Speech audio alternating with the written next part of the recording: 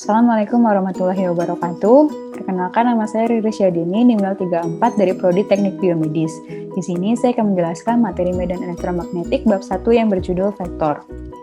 Pada bab kali ini kita akan mempelajari dua subbab, ada aljabar vektor dan ada analisis vektor. Vektor adalah suatu besaran yang menunjukkan nilai dan arahnya sekaligus. Nah, kita masuk ke penulisan vektor satuan, di mana dapat kita lihat bahwa vektor ini disimbolkan oleh huruf besar dengan anak panah di atas atau dicetak tebal. Huruf I, J, dan K dengan topi di atasnya ini merupakan satuan arah sumbu tertentu pada sumbu X, Y, dan Z.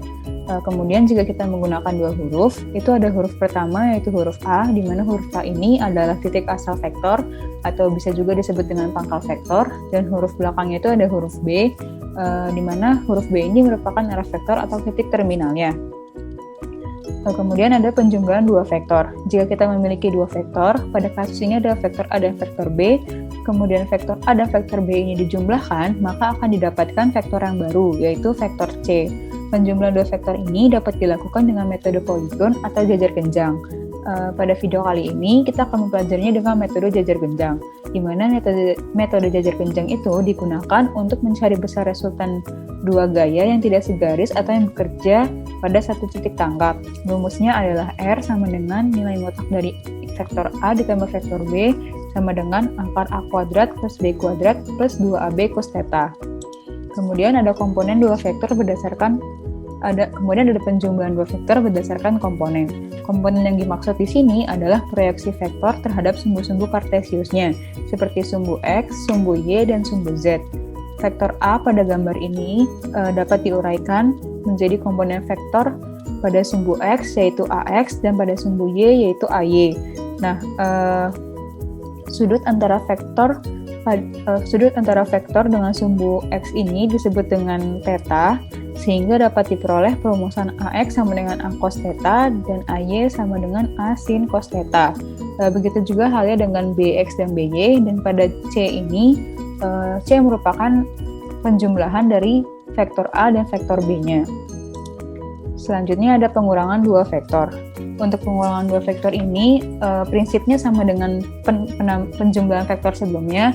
Yang membedakan adalah pada pengurangan vektor itu diperlukan untuk membalik arah vektor pengurangnya.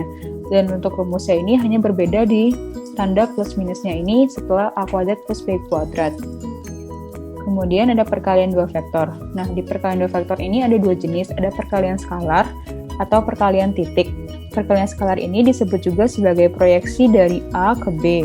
Perkalian skalar akan selalu menghasilkan bilangan skalar. A cos theta adalah komponen A sepanjang B. Selanjutnya ada perkalian vektor. Perkalian vektor ini biasa juga disebut dengan perkalian silang. Perkalian vektor arahnya tegak lurus terhadap bidang seperti pada gambar. Selanjutnya kita masuk ke subbab kedua, yaitu analisis vektor. Pada subbab ini kita akan mempelajari tentang divergensi, gradien, Carrel, dan Laplacian. Divergensi itu menunjukkan kekuatan menyebarnya atau berpencaranya sesuatu ke sumber medannya. Jika kekuatan menyebarnya tidak ada atau nilai divergensinya 0, maka disebut sebagai divergensiless. Kemudian, divergensi ini beroperasi pada vektor untuk menghasilkan suatu skalar dengan rumus sebagai berikut. Kemudian ada teorema divergensi, di mana teorema divergensi ini atau dikenal sebagai dengan teorema Gauss ini merupakan hubungan antara aliran flux medan vektor melalui permukaan dengan perilaku medan di dalam permukaannya. Rumusnya adalah integral nabla dot V d tau sama dengan integral tertutup V dot dA. Selanjutnya kita masuk ke gradien. Gradien ini untuk menentukan seberapa cepat dan ke arah mana fungsi skalar meningkat. Rumus gradien pada bidang kartesian adalah sebagai berikut, dan di mana delta T ini adalah suatu kuantitas vektor yang menunjukkan arah kenaikan maksimum bagi suatu fungsi T. Selanjutnya ada teorema gradien. Teorema gradien ini mengatakan bahwa garis terpisahkan melalui medan gradien dan dapat dievaluasi dengan mengevaluasi medan skalar pada titik akhir kurvanya. Selanjutnya ada Carrel. Carrel dari medan vektor ini berhubungan dengan rotasi dari medan vektor. Operasi Carrel ini diterapkan pada vektor untuk mendapatkan vektor yang baru. Karel dari vektor adalah mencari kerja lintasan tertutup pada persatuan luas dengan rumus sebagai berikut. Dan untuk teorema Karel ini adalah pernyataan tentang integrasi dari bentuk diferensial pada manifold yang menyederhanakan dan mengeneralisasi beberapa teorema dari kalkulus vektor. Kemudian yang terakhir adalah Laplacian. Operasi Laplace ini sebenarnya adalah divergen dari gradien dari suatu fungsi.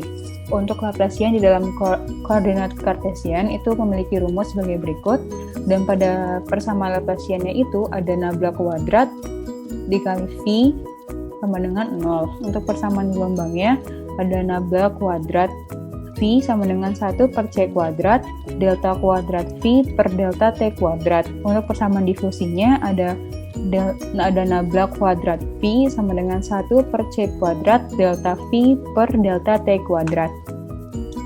Sekian pemaparan mengenai bab 1. Kurang lebihnya mohon maaf. Wassalamualaikum warahmatullahi wabarakatuh.